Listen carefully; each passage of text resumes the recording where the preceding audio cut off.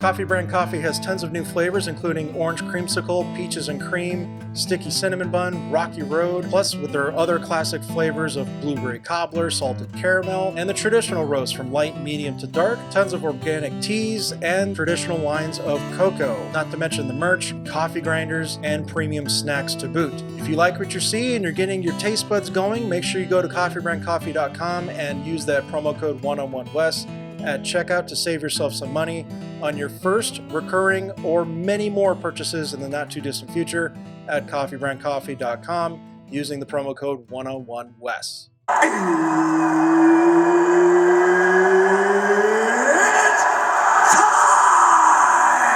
just wanna be great. Yeah, I just wanna be great. Yeah, I just wanna be great. Yeah, I just wanna be. Welcome to the show. You are 1-on-1 with Wes the Sports Guy here on YouTube, BitChute, Rumble, and Odyssey, and online all the time at westhesportsguy.com. Bookmark that site if you want to get all my social media links, the podcast link, leave a 5-star review. If you like what you're listening to in all the various podcast platforms, you can get that link conveniently located for you at westhesportsguy.com. A lot happened this last week in sports, and I just want to go over what was going on with the Major League Baseball trade deadline that came and went this past Tuesday, and just go over a few things that I believe are the highlights of the kind of frenzy nature of the deadline this year in Major League Baseball. First up will be the Miami Marlins, getting a few bats in the process, but also leading up to the deadline, they solidified their back end of their bullpen, getting their closer going down the stretch for the playoff run that they are currently in the middle of in the National League by getting David Robertson from the New York Mets.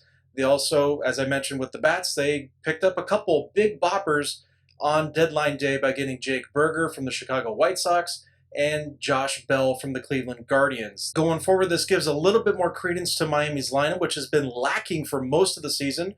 Their strength pretty much the entire time has been pitching, and more pitching, and now getting David Robertson before getting the big bats on deadline day. This cinches Miami as a definite contender going into late August and September, going into the final stretch for the NL wildcard, which it looks like that's the only thing they're going to be able to get any kind of chance of getting into the postseason in October is by clinching a wildcard spot, because frankly the Atlanta Braves have ran away with the NL East once again. The Tampa Bay Rays surprised many by getting a top-tier rotation arm this season. No, it's not the likely names of Dylan Cease or Shohei Ohtani or somebody like that. No, they got Aaron Savali from the Cleveland Guardians, who has been hot for most of the month of July. Then he gets traded just before the deadline by the Guardians to the Tampa Bay Rays. This is a very underrated move by Tampa Bay's part as one of the better teams in the American League all season long. This puts them strictly in the contender category going forward by keeping their rotation nice and strong going into October for that big playoff push, and hopefully they can, maybe for their sake, they can still clinch the AL East with the likes of Baltimore on their heels. Toronto's not that far behind, neither is the Boston Red Sox for that matter. The New York Yankees have been struggling, and they're still in it for the wild card spot, which, not surprisingly enough, looking at how the AL East has played out all season long, all 5 teams are potentially able to clinch playoff spots, or the possibility of clinching playoff spots. Not to say that all 5 will, but they are all in it for the playoffs when it comes to October. But with the Rays getting Aaron Savali, this definitely is a big, big plus for them in that competitive division. A lot of people were speculating, is Shohei Ohtani actually going to get traded by the LA Angels? But no, it wasn't going to happen. It was never going to happen as a deadline deal unless, for some strange reason, Artie Moreno decided to not want to make money for the last 2 months of the season with keeping Shohei Ohtani.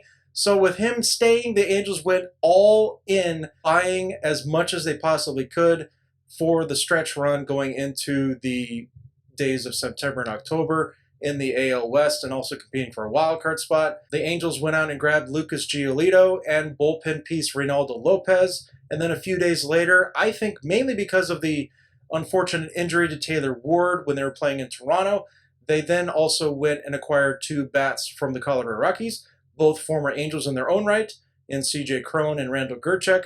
Grichuk never played professionally for the Angels as being an original draftee of them, but now he gets that chance, and of course C.J. Cron being another one who was originally drafted by the Angels, he gets a second homecoming playing for them this time. This is probably not going to be enough to say, hey, Shohei, we can still keep you, right? because this probably will not be enough to have the Angels get a wild card spot this season and play postseason baseball in October. But hey, crazier things have happened, but as it stands right now, it's a good sign, but it's not a definitive one that they're going to be playing in October. Staying in the AL West, the Rangers were definitely all in, and thanks in part to the fire sale of the New York Mets for this deadline season in Major League Baseball, the Rangers got one of those pieces from the New York Mets in that fire sale by grabbing Max Scherzer leading up to deadline day in Major League Baseball. He also waived his no-trade clause, and as I pointed out on Twitter, it's mainly, I think, because of the fact that they hired Bruce Bochy, a future Hall of Fame manager in his own right. Bruce Bochy being the manager now of the Texas Rangers, that most likely had a large part at the time, in my opinion, of why Max Scherzer waived his no-trade clause to come play for the Rangers. Also, being in first place in a very competitive division like the American League West right now isn't a bad thing either. But Scherzer comes to not the New York Mets, he comes to the Texas Rangers from the New York Mets. And also, just a few days after that, the Texas Rangers were not done. They went out and also got another starter, the best starter for the St. Louis Cardinals, who have been struggling all season long in the NL Central. They got Jordan Montgomery and also a bullpen piece in Chris Stratton in the same deal. That solidifies the pitching for Texas going forward down the stretch. They also previously acquired Aroldis Chapman at the beginning of July to also help at the back end of that bullpen. It is all in for the Texas Rangers. The lineup has been a huge part for their success this season, but now with the pitching being solidified, having injuries with Jacob deGrom and Nathan Eovaldi, but now you got Max Scherzer and Jordan Montgomery to shore that up going into the stretch of what will likely be a postseason berth going into October. But not to be outdone, the Houston Astros saw what was happening there with the Texas Rangers and said, not so fast, we are still the defending World Series champions, and hey, let's go out and let's get a piece from that World Series championship team that we lost in the offseason to sign with the said New York Mets in Justin Verlander. Because of the, again, massive fire sale for the New York Mets, they paid a huge chunk of Verlander's contract to get two of the better prospects that the Houston Astros had to offer, and the Astros get back Justin Verlander, a huge piece to their puzzle for winning 2 World Series titles in franchise history,